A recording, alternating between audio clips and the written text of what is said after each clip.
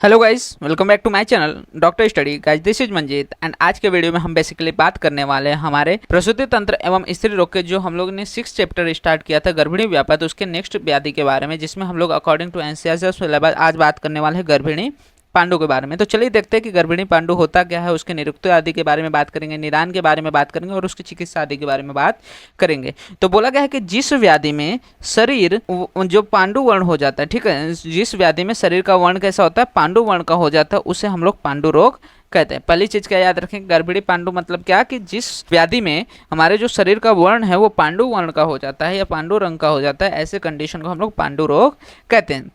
इसके निदान की बात कर लेते हैं। तो निदान में सबसे मेन चीज क्या है, आहारज निदान, विहारज निदान। तो आहारज निदान में क्या याद रखने का, अत्यधिक अम्ल मतलब ज्यादा खट्टा चीजें खा रहे, लवण या फिर क्षार आदि का सेवन कर रहे हैं, या फिर विरुद्ध एवं असात्म्य भोजन कर रहे हैं। ठीक है, पहले क्या देखा हम लोग ने, अत्यधिक अम्ल, लवण या फिर क्षार का सेवन कर रहे हैं, विरुद्ध या फिर असात्म्य भोजन कर रहे हैं, अत्यधिक मद्य का सेवन कर रहे हैं या फिर मिट्टी आदि का सेवन कर रहे हैं, अत्यधिक उष्ण या फिर तीक्ष्ण पदार्थों का सेवन कर रहे हैं, या फिर प्रमित आसन कर रहे हैं, मतलब जरूरत से ज्यादा ही खा रहे हैं, एक साथ एक ही रस का बहुत ज्यादा सेवन कर रहे हैं। तो ऐसे कंडीशन में वहीं पे विहारज में क्या निदान बताया गया, अति व्यायाम, अति व्यवाय, दीवा स्वाप और वेग धारण, इन सभी के कारण क्या होता है, हमें गर्भिणी के अंदर पांडु रोग की उत्पत्ति देखने को मिलती है। तो पांडु रोग में सबसे पहले क्या याद रखने का कि जिस व्याधि में शरीर का वर्ण पांडु रंग का हो जाता है उसको हम लोग पांडु रोग कहते हैं, जिसमें हमारे दोनों निदान देखने को मिलते हैं, आहारज और विहारज। आहारज में बेसिकली कौन से निदान रहेंगे, जिससे पित्त प्रकोपित होता है, जिसमें हम लोग ने क्या देखा, अम्ल, लवण, उष्ण, तीक्ष्ण पदार्थों का सेवन करना, अत्यधिक मद्य का सेवन करना, विरुद्ध एवं असात में सेवन करना।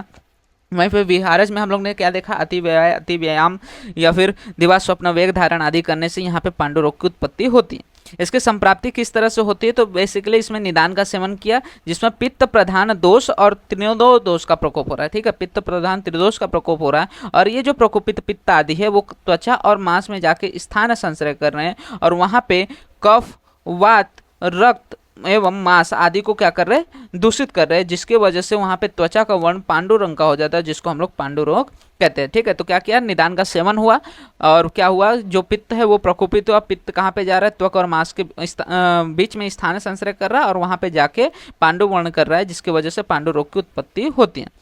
अब इसके चिकित्सा की बात कर लेते हैं। तो चिकित्सा में हमें मालूम है कि इसमें बेसिकली क्या रहेगा, सभी व्याधि में हम लोग हमेशा चिकित्सा में सबसे पहले क्या लेते हैं, निदान का परिवर्जन, मतलब जिस कारण से वो व्याधि हो रही है उस कारण को ही लेना रोकना पड़ेगा।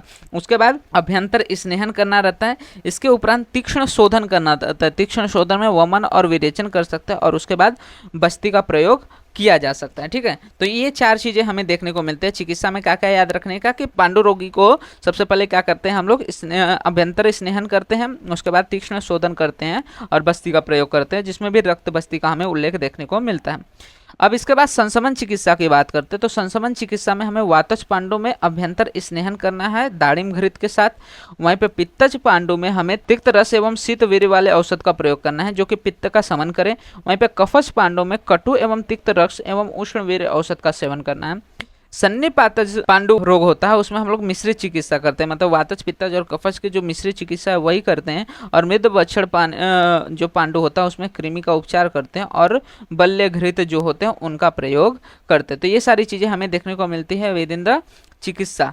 उसके बाद चिकित्सा सिद्धांत की बात कर लेते हैं। तो चिकित्सा सिद्धांत किस तरह से रहता है कि जो छिड़ हुए धातु हैं उसका हमें क्या करना है, वृद्धि करना है, और स्नेहन करना है दाड़िम आदि घृत्य के साथ। अनुलोमन करने के लिए हम लोग हरितकी चूर्ण विद द गोमूत्र का यूज कर सकते हैं फॉर द 7 डेज, और उसके बाद पथ्य में हम लोग बेसिकली दुग्ध और मधुर मांसरस का प्रयोग करते हैं, जिससे जो धातु छिड़ हुए हैं उनकी वृद्धि हो सके, और लौह भस्म का यूज करते हैं। वो भी कौन सा लौह भस्म, जो कि गोमूत्र द्वारा भावित है।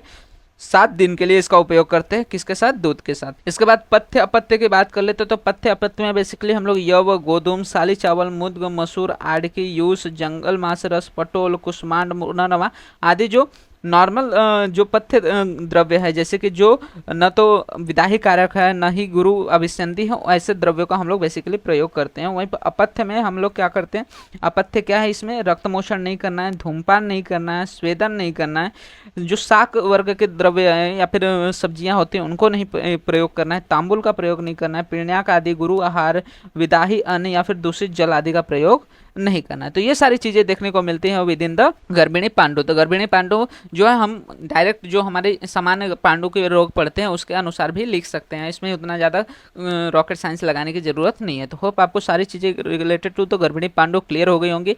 मैं थोड़ा फास्ट गया हूँ ताकि क्योंकि ये चीज़ें जो है नॉर्मली रहती है, हम लोग को मालूम भी रहती है, इसलिए अगर कुछ भी डाउट रहता है तो आप क्या कर सकते हैं, रिवर्स जाके वीडियो में वापस से देख सकते हो उस चीज़ को, ताकि क्लियर हो जाए आपका कॉन्सेप्ट। और कुछ भी डाउट रहता है तो आप कमेंट सेक्शन में मेंशन कर सकते हैं, मैं ट्राई करूंगा फर्दर वीडियोस में इसको अच्छे से समझा सकूं। साथ ही साथ वीडियो अच्छा लगा तो वीडियो को लाइक एंड शेयर करना मत भूलिएगा। इसी तरह के और भी फर्दर वीडियोस इस चैनल पे अपलोड होते रहेंगे, जो चैनल को सब्सक्राइब जरूर कर लीजिएगा, जिससे आने वाले वीडियोस के नोटिफिकेशन आपको मिलते रहें। एंड आप हमारे इंस्टाग्राम एंड टेलीग्राम हैंडल्स को भी फॉलो कर सकते हैं, जहाँ पे आपको वीडियो से रिलेटेड, नोट्स से रिलेटेड, साथ ही साथ BMS से रिलेटेड जो भी अपडेट्स रहते हैं प्रोवाइड हो जाते हैं, जिसका लिंक आपको वीडियो के डिस्क्रिप्शन में अवेल हो जाएगा।